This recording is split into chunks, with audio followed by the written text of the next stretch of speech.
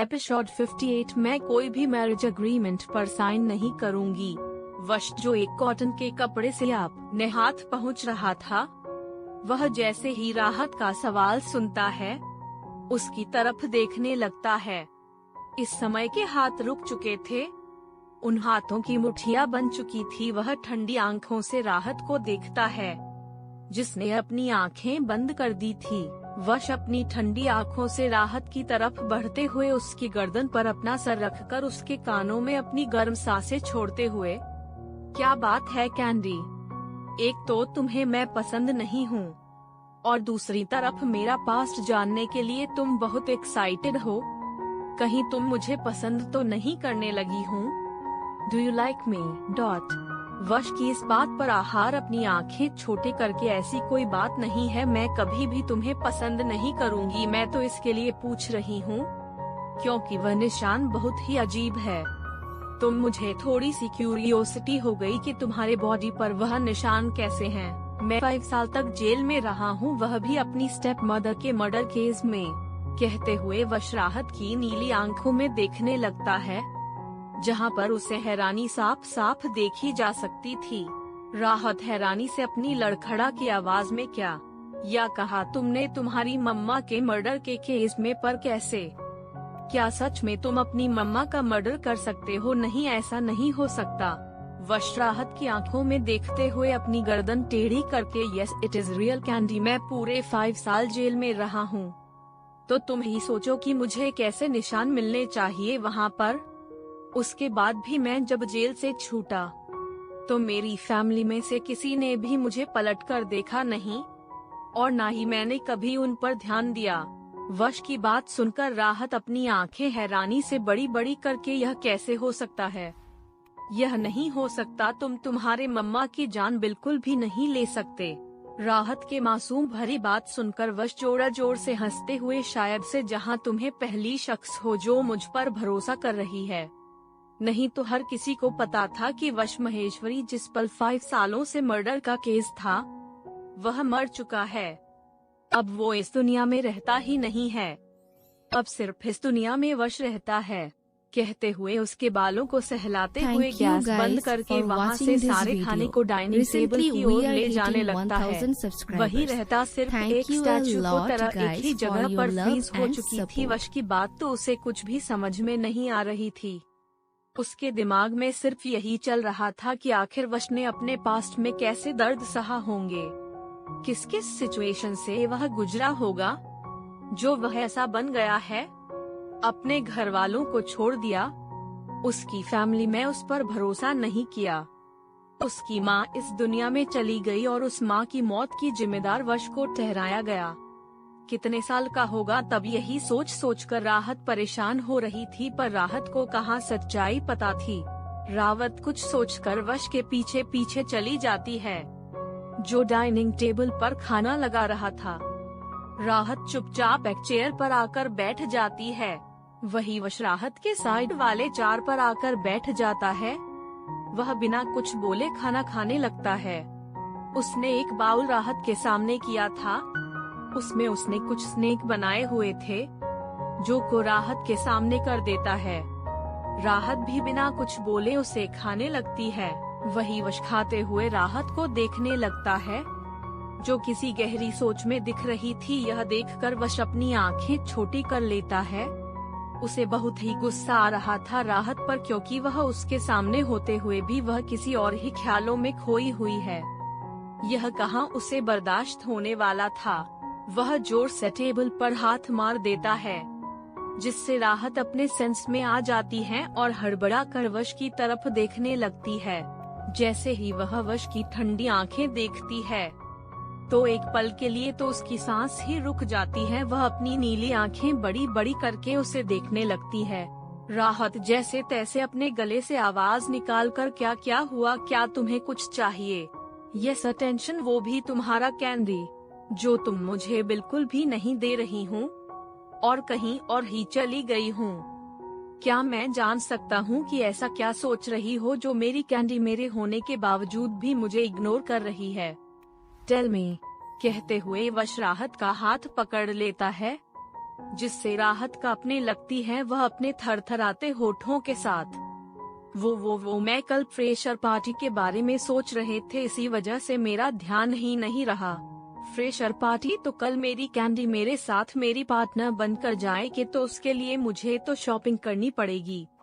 अभी तक तो मैंने कुछ खरीदा भी नहीं है, जिससे मैं अपनी कैंडी के साथ परफेक्ट देखूं। आखिर मेरी कैंडी इतनी खूबसूरत जो है। कहते हुए भूरा हाथ का हाथ कस के पकड़कर उसकी आंखों में देखने लगता है। वही वश की बात सुनकर राहत चेहरा पीला पड़ जाता है। राहत अपनी आंखें बड़ी बड़ी करके अपने मन में क्या कहा, इस साइको ने मेरा पार्टनर बनेगा। पागल हो गई हो क्या? मैं पहले ही कॉलेज की लड़कियां इसके पीछे पागल हैं।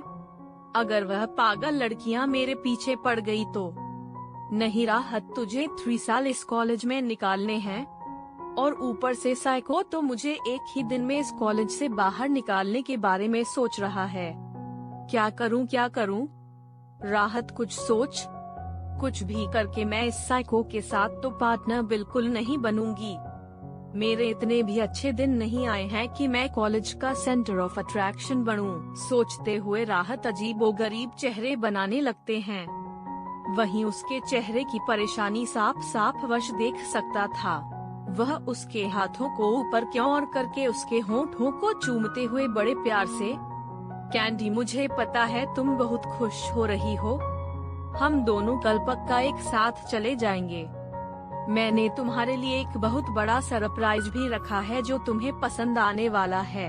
यह सुनकर तो राहत के होश उड़ जाते हैं। सरप्राइज, और वह भी वश के मुंह से सुनकर तो राहत को ऐसा लग रहा था कि वह जाकर कहीं जान देते, क्योंकि वह अच्छे से जानती है कि सामने वाले बैठा हुआ शख्स उसे सरप्राइज की जगह एक बड़ा सा धमाका ही देगा जो उसे कहां से कहां उड़ा ले जाएगा, यह उसे खुद भी नहीं पता था। राहत कुछ सोचते हुए चेहरे पर एक बड़ी सी मुस्कुराहट लाकर एक मासूम सा चेहरा बनाकर वश के हाथों पर अपना हाथ रखकर बड़ी प्यार भरी आवाज में, मैं तुम्हारे साथ आना चाहती हूँ, पर उससे पहले मुझे पार्लर भी जाना है और यहाँ से मैं 4 o'clock बजे निकलूंगा। फिर 7 o'clock बजे कॉलेज चली जाऊंगी, वह भी अपने दोस्त के साथ। तो मुझे बिल्कुल भी वक्त नहीं मिलेगा। तुम एक काम करो ना कि तुम फ्रेशर पार्टी में आ जाओ, वहाँ पर हम दोनों मिल जाएंगे। वैसे भी फ्रेशर पार्टी बहुत बड़ी होती है और वहाँ पर अगर मैं ऐसी जाऊंगी तो कैसे देखेगी। तो कहते कहते राहत बड़ा मासूम सा चेहरा बनाने लगती है। वही वश राहत की नीली आंखें गौर से देखने लगता है। वह कुछ सोचकर मुस्कुराते हुए, ओक मेरी एक शर्त है। शर्त? अब कौन सी शर्त है तुम्हारी?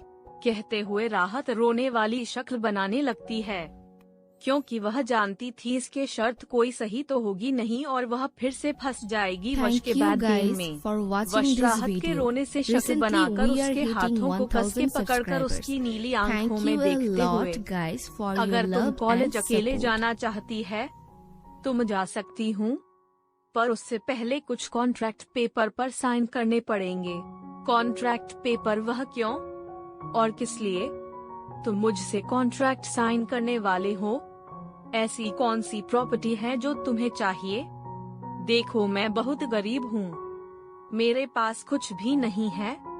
देखो सच कह रही हूँ, मेरे पास एक भी फूटी कौड़ी नहीं है। कहते हुए राहत रोने लगती है। वही राहत को कौन समझाए, उसके सामने बैठा हुआ शख्स भी बिलियन का बाप है तो वह कहाँ उसकी प्रॉपर्टी लेगा, बल्कि वह उसे इतना पैसा दे सकता है कि राहत सोच भी नहीं सकती। पर हमारे राहत भी तो सेल्फ रिस्पेक्ट पर्सन है, उसे कहा उसके पैसों में इंटरेस्ट है। वश राहत की बात सुनकर अपनी आंखें छोटी कर लेता है, फिर कुछ सोचकर अपनी जगह से खड़ा हो जाता है। उसे जाते हुए देखकर राह कुछ भी समझ नहीं आती है। वह खुद से ही बातें करने लग जाती है, तो भी उसके सामने वश कुछ पेपर आगे कर देता है, जिससे देखकर राहत पहले तो एक कंफ्यूजिंग लुक वश को देती है, जो बिना किसी एक्सप्रेशन के साथ अपनी जगह पर आकर बैठ चुका था और आराम के साथ अपना खाना कंप्लीट करके रात को देख रहा है। वही राहत उसके ऐसे देखने से गहरी सांस लेती है और वश ने जो उसके सामने फाइल आगे की थी उसे खोलकर वोट पढ़ने लगती है। जैसे जैसे वह फाइल पढ़ती हैं, वैसे वैसे उसके चेहरे के हाव भाव अलग अलग हो जाते हैं। कभी रोनसी से शक्ल बनाती है, तो कभी हैरान हो जाती हैं, कभी तो उसका मुंह खुल जाता है। वो ऐसे ही अजीबोगरीब चेहरे बनाने के बाद राहत अपनी जगह से पहले तो खड़ी हो जाती है। उस फाइल को बंद करके जोर से डाइनिंग टेबल पर मार देती है। सच में साइको हो, क्या दिमाग है कि नहीं तुम्हें? तुम कैसे इन पेपर्स को मेरे सामने कर सकते हो? तुम मैं के सिंगल से मैं यह सब करते हुए नजर आ रही हूँ। मेरी उम्र सिर्फ 18 साल है और तुम मुझसे शादी करना चाहते हो, वह भी किस बेस पर? ना मैं तुम्हें अच्छे से जानती हूँ, ना तुम मुझे अच्छे से जानते हो। वैसे भी हमें मिली बहुत दिन भी नहीं हुए अच्छे से, और तुम तो शादी तक आ गए। मैं AC unless and third class contract को मानती भी नहीं हूँ, और बेहतर यही होगा कि मुझसे दूर हो जाओ।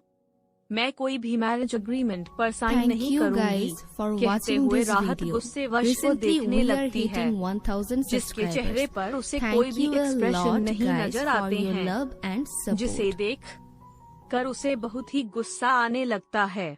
आखिर क्यों करना चाहता है वश राहत के साथ शादी? क्या सच में राहत इन पेपर पर साइन इन करेगी या कुछ और? Episode 59 Your lips and tongue only belong to me। सच में साइको हो, क्या दिमाग है कि नहीं तुम्हें? तुम कैसे इन पेपर्स को मेरे सामने कर सकते हो? तुम मैं के सिंगल से मैं यह सब करते हुए नजर आ रही हूँ। मेरी उम्र सिर्फ 18 साल है और तुम मुझसे शादी करना चाहते हो, वह भी किस बेस पर? ना मैं तुम्हें अच्छे से जानती हूँ, ना तुम मुझे अच्छे से जानते हो। वैसे भी हमें मिली बहुत दिन भी नहीं हुए अच्छे से, और तुम तो शादी तक आ गए। मैं AC unless and third class contract को मानती भी नहीं हूँ, और बेहतर यही होगा कि मुझसे दूर हो जाओ। मैं कोई भी मैरिज एग्रीमेंट पर साइन नहीं करूँगी। कहते हुए राहत गुस्से वश को देखने लगती है, जिसके चेहरे पर उसे कोई भी एक्सप्रेशन नहीं नजर आते हैं, जिसे देख डंडा कर उसे बहुत ही गुस्सा आने लगता है। वही वश एक नजर सामने पड़ी हुई फाइल को देखता है, फिर वैसे ही अपने दोनों हाथ फोल्ड किए बिना किस एक्सप्रेशन के साथ, कैंडी तुम्हें तो बहुत खुश होना चाहिए कि मैं हमारे रिश्ते को कोई नाम दे रहा हूँ पब्लिकली। तुम्हें एक्सेप्ट कर रहा हूँ। अगर मैं चाहता तो तुम्हें ऐसे ही अपने साथ रखता, पर मैं नहीं चाहता कि तुम्हें कोई गंदी नजर से देखें। मैं हमारे बीच एक रिश्ता शुरू करना चाहता हूँ, जो तुम्हारे लिए भी फायदेमंद हो और मेरे लिए भी। वश की ऐसी बेहुदा बात सुनकर राहत को पहले तो कुछ नहीं समझ में आता है। जैसे ही उसे उसकी बातों का मतलब समझ में आता है तो वह गुस्से में चिल्लाते हुए, मिस्टर वश तुम्हारी हिम्मत भी कैसे हुई मुझे दूसरी लड़कियों से कंपेयर करने की? तुम जानते क्या हो मेरे बारे में जो तुम्हें ऐसा सोच रहे हो? मुझे ना ही तुमने कोई इंटरेस्ट है, ना ही तुम्हारे पैसे में, ना ही किसी में। मैं अपनी जिंदगी अपने मुताबिक जी सकती हूँ, तो बेहतर यही होगा कि मुझसे जितना हो सके उतना दूर रहो और मेरे नजरों के सामने मत आओ। मुझे तुम जैसे इंसान की शक्ल भी नहीं देखनी है। कहते हुए राह जाने ही वाली थी, उससे पहले ही वश उसका हाथ पकड़कर अपनी ओर खींच लेता है, जिससे राहत उसकी गोद में जाकर बैठ जाती हैं। राहत पहले तो गुस्से में वश को घूरने लगती है, पर जैसे ही वश उसे अजीब तरह से देखने लगता है तो उसकी नजरें खुद ब खुद नीचे हो जाती हैं, जिन्हें देखकर वश के चेहरे पर खुद ब खुद मुस्कुराहट आ जाती है। वह उसकी गर्दन पर अपना चेहरा डाले, उसकी कमर को कस के अपने हाथों से पकड़े उसकी पीठ को पहलाने लगता है। तभी राहत के कानों में वश की गहरी मगर ठंडी आवाज सुनाई देती है, तुम चाहे कुछ भी क्यों ना कर, तुम रहोगी तो मेरे ही पास। Candy, I addicted to you. तुम मुझसे दूर जाने का ख्याल अपने दिमाग में कभी मत लाना, नहीं तो तुम्हें बहुत तकलीफ होने वाली है, जो मैं तुम्हें बिल्कुल भी देना नहीं चाहता हूँ। यह सुनकर राहत उसके कंधे को पकड़कर खुद से अलग करते हुए चिल्लाकर, You're sick। राहत की बात वश टेढ़ी मुस्कुराहट लिए, Tell me about it। यह सुनकर राहत उसके कंधे को पकड़कर उसकी आंखों में देखकर You're psycho। You're crazy।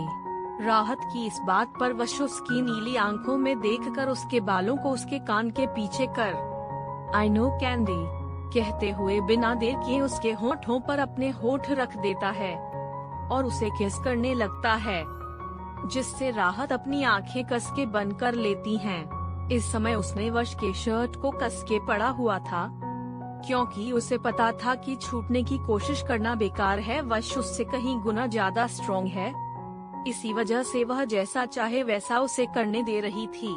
वही वश उसे अपनी गोद में वैसे ही उठा लेता है, जिससे राहत के दोनों पैर उसकी कमर के इर्द गिर्द घूमने लगते हैं और उसकी कमर को कस के पकड़ लेती हैं, डर की वजह से कहीं वह गिर ना जाए। वही वश उसे वैसे ही पकड़कर बेडरूम की तरफ ले जाता है। बेडरूम में आते ही वह राहत को बेड पर लेटा कर खुद उसके ऊपर आ जाता है। इस समय वह सिर्फ उसके होठों को सक कर रहा था। वश ने अभी तक राहत के मुंह के अंदर अपनी टंग को डाला नहीं था, या राहत ने भी अपना मुंह कब तक खुला नहीं था। पर जैसे ही वश उसे बेड पर लेट देता है, वैसे ही राहत की चीख निकल जाती है, क्योंकि वश ने उसके लोअर लिप को बाइट जो किया था और उसे हल्का हल्का ब्लड में आ रहा था, जिसकी वजह से राहत को अपना मुंह खोलना पड़ता है। वैसे ही वश राहत के मुंह के अंदर अपनी टंग को स्लोली स्लाइड करने लगता है। उसके पूरे मुंह को सक करने के बाद वह उसकी गर्दन की तरफ झुक जाता है। इस समय राहत गहरी गहरी सांस ले रही थी, क्योंकि वश ने उसे सांस लेने का मौका ही नहीं दिया था और यह किस पूरे 15 मिनट शुरू थी, जिससे राहत की सांस सुखने लगी थी। वही वश आपकी गर्दन पर आकर उसकी गर्दन पर हिकी छोड़ने लगता है, जिससे राहत को दर्द हो रहा था। जब वह राहत के आंखों से आंसू बहने लगते हैं, तो वश अपना सर ऊपर करके देखता है, क्योंकि उसके हाथों पर राहत के गर्म आंसू आ चुके थे, जिन्हें महसूस करके उसके चेहरे पर कोई भी एक्सप्रेशन नहीं थे। वो राहत के सर से अपना सर जोड़कर हैवी ब्रेथ लेने लगता है। इस समय उन दोनों की हैवी ब्रेथ की साउंड पूरे रूम में सुनाई दे रही थी। उन दोनों के फ्रेग्रेंस पूरे रूम में मेल्ट हो चुके थे, जिससे रूम का टेम्परेचर करते जा रहा था और उन दोनों के चेहरे पर पसीने की बूंदें आ चुकी थी। एसी का टेम्परेचर तो बढ़ चुका था, पर इन दोनों के अंदर जो हीट पैदा हो चुकी थी, उससे दोनों के ही चेहरे पर पसीना चुका था। वश चाहे राहत के साथ कितना भी वाइल्ड हो, पर उसके वाइल्ड होने से राहत को बहुत इफेक्ट होता था, जिसे उसे खुद अपने अंदर की फीलिंग के बारे में समझ नहीं आ रहा था। उसे गुस्सा तो बहुत आता था वश पर, अब कहीं ना कहीं उसके छूने से उसे डर्टी फील बिल्कुल नहीं हो रही थी, जो उसे खुद भी नहीं समझ में आ रहा है। वक्त के साथ शायद राहत को भी अब वश की आदत हो चुकी थी, पर उसे वह बिल्कुल भी नहीं चाहिए था यह आदत। इसके लिए वह हमेशा इस आदत को इग्नोर करती रही थी, पर से कहीं ना कहीं पता था कि वश के किस उसके टच से उसको बहुत बुरी तरह से इफेक्ट करता है। वही वश राहत के चेहरे पर अपनी गर्म सांसें छोड़ते हुए अपनी मैग्नेटिक वॉइस में Your lips and tongue only belong to me Candy। Next time अगर मुझे तुम किसी को भी किस करते हुए मिली तो इसकी पनिशमेंट तुम्हें नहीं बल्कि तुम्हारी सो कॉल्ड फ्रेंड को मिलेगी। Do you get it? I don't think you have to tell me again Candy। कहते हुए वश राहत से दूर होकर अपने टी शर्ट को निकाल देता है, जिससे राह जल्दी से अपनी आंखें बंद करके दूसरी साइड देखने लगती है। उसके ऐसे रिएक्शन को देखकर वश के चेहरे पर टेढ़ी मुस्कुराहट आ जाती है। वह बिना देर किए बेड पर लेटकर राहत को अपने ऊपर लेटा देता है और उसके सर को अपने सीने पर रखकर उसके बालों को सहलाने लगता है। पहले तो राहत को कुछ भी समझ में नहीं आता, पर वश की हार्ट बीट की आवाज सुनते हैं तो उसकी आंखें खुद ब खुद बंद हो जाती है। वही वश की हार्ट बीट सुनकर न जाने क्यों उसकी भी हार्ट बीट बढ़ने लगती है। वह अपनी गर्म सांसें वश शर्टलेस सीने पर छोड़ रही थी। राहत को अच्छी तरह से पता था कि वो वश कर शर्टलेस सीने पर सो रही है।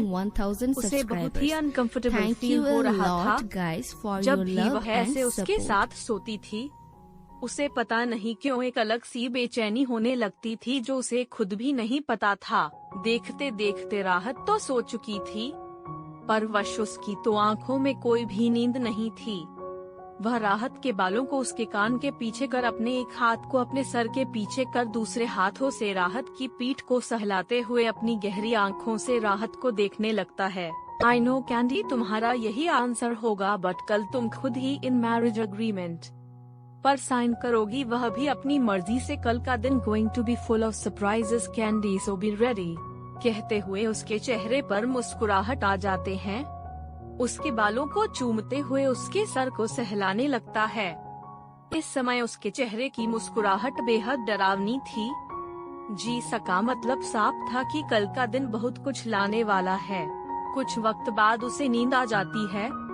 वह अपनी बाहों में कस के राहत को पकड़े नींद के आगोश में चला जाता है और हमारी राहत इस बात से अनजान कि कल का दिन उसके लिए बहुत कुछ बदलने वाला है। वही यहाँ वश सो चुका था, पर किसी की नींद थी जो उसके आंखों से ओझल चुकी थी।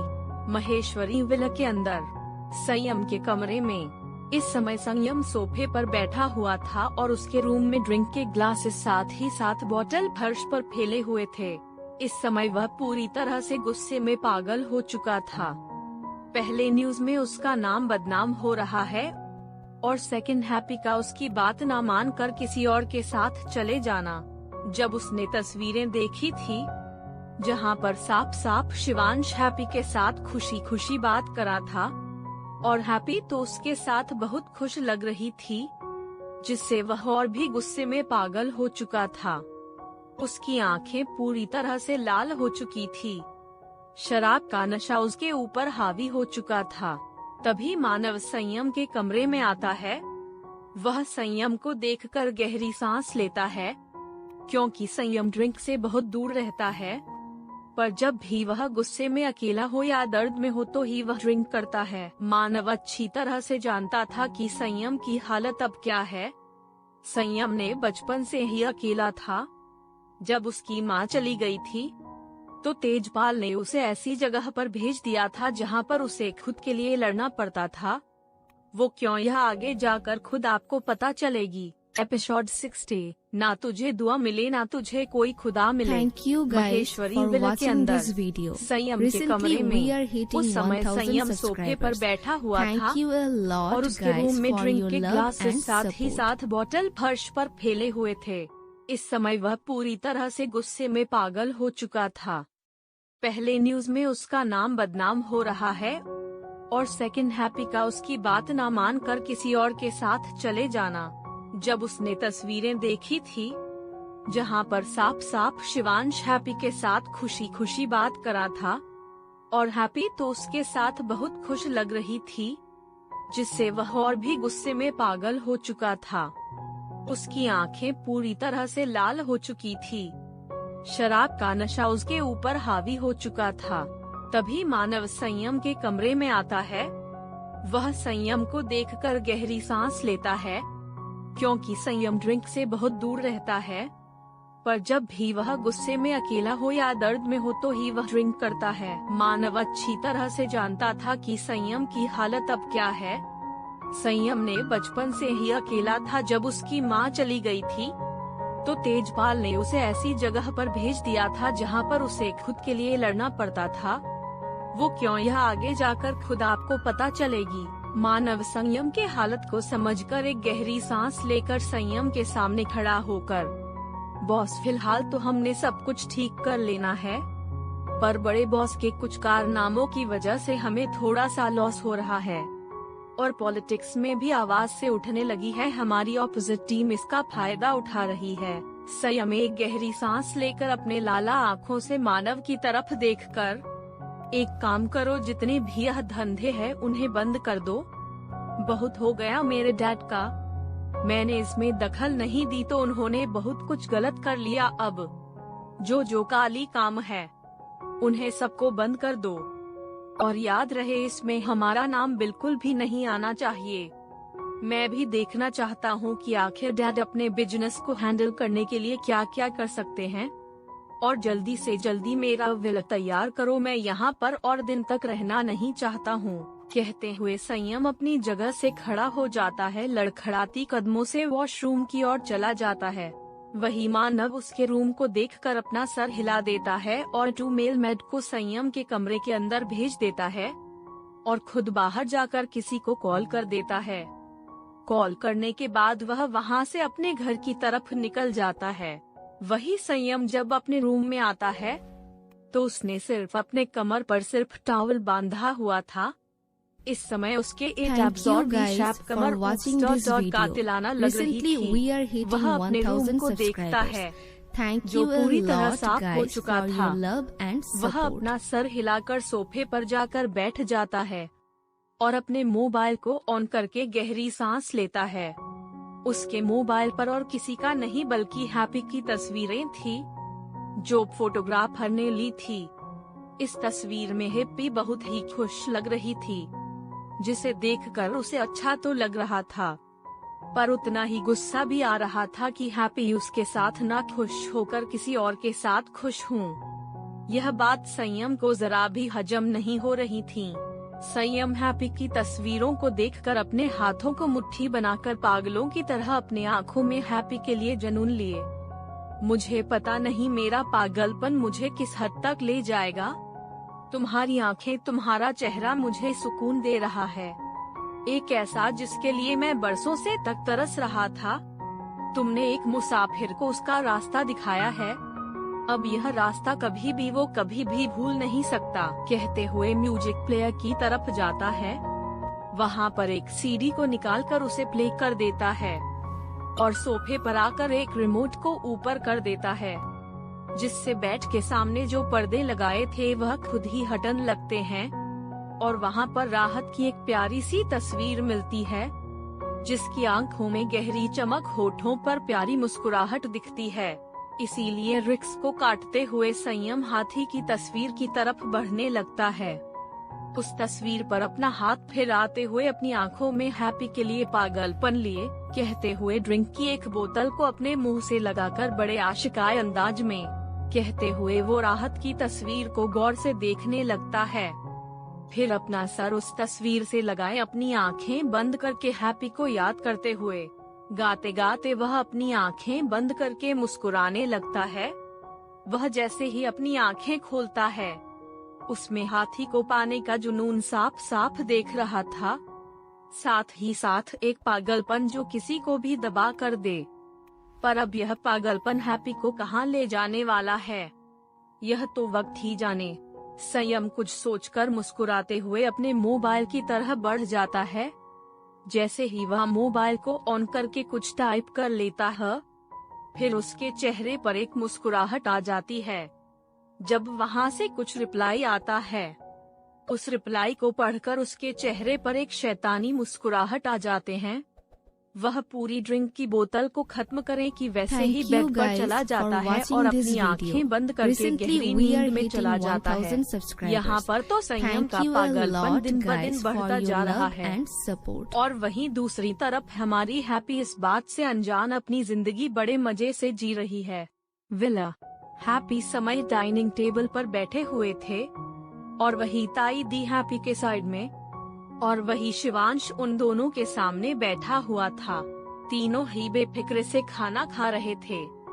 शिवांश की तो आंखें बार बार हैप्पी की तरफ जा रही थी, पर हैप्पी हैं जो ताई से बात करने में पूरी तरह से बिजी हो चुकी थी। तभी ताई जी को कुछ याद आ जाता है, वह हैप्पी की तरफ देखकर, हैप्पी वैसे तेरा कॉलेज कैसे चल रहा है? हैप्पी रोटियों का कोर तोड़कर पनीर की सब्जी उसमें डालकर अपने मुंह में उसे ठूंसते हुए ताई दी, कल कॉलेज में फ्रेशर पार्टी है और मैंने कल कॉलेज जाना है और मेरे पास कोई गाउन नहीं है, तो सोच रही हूँ कि कल तो ही शॉपिंग के लिए चली जाऊँ। ताई जी हैप्पी की बात सुनकर कुछ सोचते हुए उदासी भरी आवाज में, कल तो है पर मेरे पास बिल्कुल भी वक्त नहीं है क्योंकि कल मुझे यहाँ के कुछ एनजीओ में जाना है। तू एक काम कर, शिवांश को अपने साथ सुबह ले जा और उसके साथ शॉपिंग करके शाम को वह तुझे छोड़ देगा कॉलेज और रात को पिकअप भी वही कर लेगा, वैसे भी कल वह घर पर ही है। यह सुनकर हैप्पी पहले शिवांश को देखती है जो बड़ी प्यार भरी नजरों से उसे देख रहा था। फिर जल्दी से अपना सर ना में हिलाकर हुए, कोई ना, मैं चली जाऊंगी, वैसे भी यहाँ से तो मॉल नजदीकी होगा, कुछ अच्छे से गाउन खरीद कर आ जाऊंगी और फिर शाम को भी अपने दोस्त के साथ चली जाऊंगी। यह सुनकर ताई दी हैप्पी को समझाते हुए, नहीं हैप्पी, यह जगह बहुत दूर है कॉलेज से, तुम्हें काम कर लो, शिवांश को अपने साथ ले जाओ, वह तुम्हें अच्छे से शॉपिंग करवा देगा और बाकी कॉलेज के आने जाने का तो मैं देख लूंगी, वैसे भी शिवांश का ऑफिस उस तरह पड़ता है तो वह रोज तुम्हें छोड़ देगा ना, कोई प्रॉब्लम तो नहीं है ना शिवांश। कहते हुए ताई जी बड़ी शरारत इन नजरों से उसे देखते हुए, शिवांश तुम्हें कोई प्रॉब्लम है क्या, तुम हैप्पी को नहीं छोड़ना चाहते हो? यह सुनकर शिवांश बिना एक पल गवाई बड़ी जल्दी से, नहीं भाभी, ऐसा कोई बात नहीं है, मैं हैप्पी को आराम के साथ छोड़ने के लिए तैयार हूँ। शिवांश को इतना हड़बड़ाते हुए देखकर ताई दी अपनी हंसी को कंट्रोल करते हुए मुस्कुराकर, देखा उसे भी कोई प्रॉब्लम नहीं है तो तुम इतना टेंशन क्यों देती है? थैंक यू गाइस, वैसे भी तो ताई जी के घर आई है तो इतनी तो खातिरदारी तुम्हारी में कर ही सकती हूँ। फिर अपने मन में, क्या पता मेरी देवरानी बन जाओ और पूरी जिंदगी यहीं पर रह जाओ। कहते हुए ताई डी के मन में कहते कहते मुस्कुराने लगती है। वही हैप्पी अपना पूरा खाना कंप्लीट करके वहाँ से निकल जाती है। उसके जाने के बाद शिवांश भी चला जाता है। उन दोनों की नजर उतारते हुए मन ही मन मुस्कुरा कहा, कितने प्यारे लगते हैं, भगवान करे जल्दी शादी हो जाए और मुझे शिवानी से दूसरी ढूंढने की जरूरत ही ना पड़े, डंडा अब इनके आते ही बार में बात करती हूँ। कहते कहते ताई दी मुस्कुराने लगती है। इस बात से अनजान क्यों आप जो सपने सजा रहे हैं वह क्या सच में पूरे होंगे, यह तो आगे ही पता चलेगा। वही हैप्पी जब अपने कमरे में आती है तब कुछ सोचकर बैठ जाती है और अपना मोबाइल चलाने लगती है। तभी उसे कुछ मैसेजेस आने लगते हैं जिसे देख हैप्पी पूरी तरह से घबरा जाते हैं, क्योंकि उस मैसेज में हैप्पी की हर एक तस्वीरें थी और एक अननोन नंबर से पड़ोसी के साथ एक मैसेज भी लिखा हुआ था। लत ऐसी कि तुझे अपनी सांसों में बसा लूं, पर जुनून ऐसा है कि तुझे अपनी कैद में रख लूं, तुझे ना कोई मिले सुकून ऐसे मेरे सिवा, ऐसा तेरा सुकून बनूं, तेरी हर राह सिर्फ मेरे से ही शुरू हो और मेरे पर ही खत्म हो, ना तुझे दुआ मिले ना तुझे कोई खुदा मिले, तू रहे मेरी कैद में बस के एक परिंदा बनके, तुझे ऐसी लत लगाओ मुझसे ज्यादा तू मुझे अपने पास रखने के लिए तड़पने लगे, तेरी मासूम धुंधली आंखें सब देखें पर अनजान बने, ऐसी है मेरी लत। जिसे पढ़कर हैप्पी के हाथ से उसका मोबाइल फिसलकर नीचे गिर जाता है और डर से वह खुद को समेट लेती है।